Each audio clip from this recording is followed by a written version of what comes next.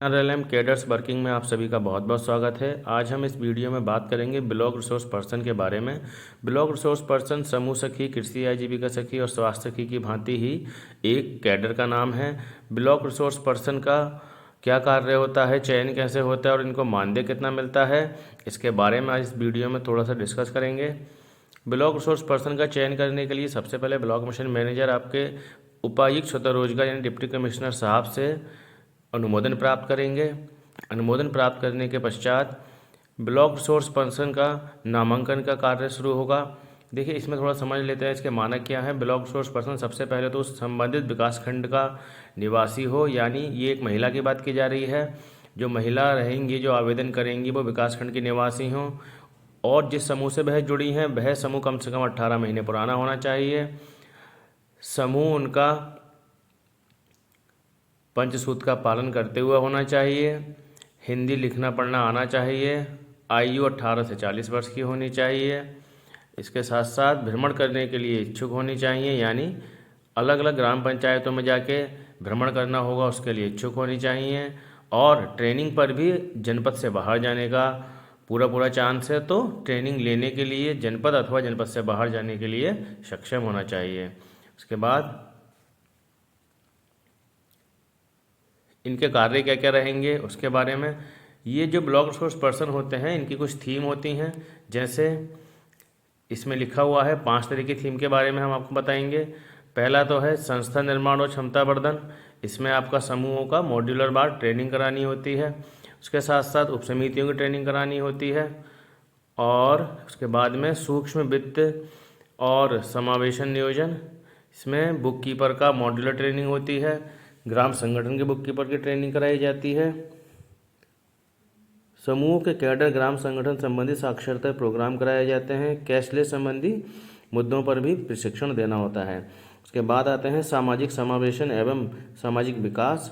इसमें FNSW को, जैसे कि FNSW स्वास्थ्य सखी को बोला जाता है, तो ये प्रत्येक ग्राम पंचायत में पोस्टेड होती हैं, तो उनको भी मॉड्यूलर वार्ड प्रशिक्षण कराना होता है। उसके बाद आते हैं आजीविका। आजीविका का मतलब ये हुआ कि चयनित समूहों को कुछ न कुछ आपको आजीविका से जुड़ने के लिए ट्रेनिंग देनी होती है।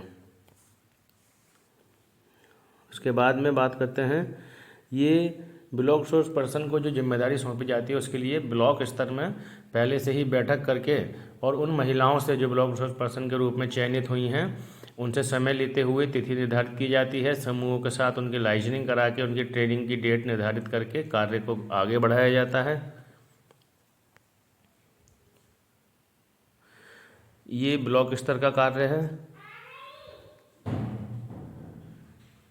इसमें थोड़ा दे रखा है, जैसे ब्लॉक रिसोर्स पर्सन जो प्रशिक्षण देती हैं उसमें स्वयं सहायता समूह का जो मॉड्यूलर प्रशिक्षण कराया जाता है उसमें जो सदस्य होते हैं, प्रतिभागी होते हैं, उनकी संख्या 20 से 30 रहती है। अन्य गैर आवासीय जो प्रशिक्षण होते हैं उसमें संख्या 20 से 35 रहती है।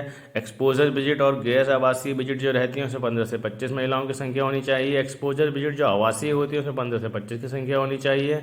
आवासीय प्रशिक्षण के लिए 25 से 35 महिलाओं की संख्या होनी चाहिए। इनके सामने लिखा हुआ है कि किस किस कैटेगरी में कितनी कितनी BRP एक साथ उनको प्रशिक्षण कराएंगी। किसी में 1 है, किसी में 2 है, आवश्यकता अनुसार उनकी संख्या दी हुई है। अब आते हैं सबसे महत्वपूर्ण चीज़, मानदेय, जिसके लिए सब पूछते हैं कि मिलेगा क्या। तो आपको इसमें, ये तो पुराना जियो है जो मैंने खोला हुआ है, वर्तमान समय में आपको प्रतिदिन प्रशिक्षण का 700 रुपया मिलेगा। इसके अलावा यदि आप जनपद से बाहर जाते हैं तो आपको ट्रैवलिंग अलाउंसेस भी मिलेंगे।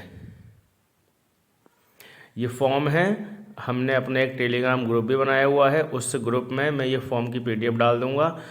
आपको अगर कहीं से फॉर्म नहीं मिल पाता है तो आप यहाँ से फॉर्म उठाकर प्रिंट आउट निकाल कर, यदि आपके ब्लॉक में ये भर्ती चल रही है तो इसका आवेदन कर सकते हैं। उम्मीद है आपको वीडियो पसंद आया होगा। सभी का बहुत बहुत धन्यवाद। नमस्कार। चैनल पसंद आए, वीडियो इन्फॉर्मेटिव लगे तो ज़रूर सब्सक्राइब कीजिए। नमस्कार।